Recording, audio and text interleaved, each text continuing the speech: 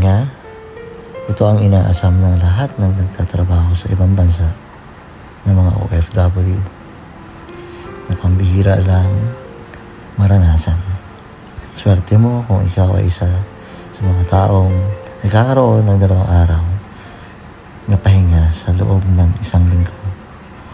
At yun na nga, isa ako sa mga nangarap na magkaroon ng 2 araw na pahinga dito sa Middle East. Unang dating ko dito, meron akong 7 araw na trabaho, walang pahinga. Grabe yung naranasan ko kasi yung ipapahinga mo na nga lang, trabaho pa rin yun. Dire-diretso, walang Eid, walang Christmas, walang holiday. Yun yung una kong naranasan dito. Pero syempre, hindi naman talaga araw-araw ganun ang mangyayari sa buhay mo. Sabi nga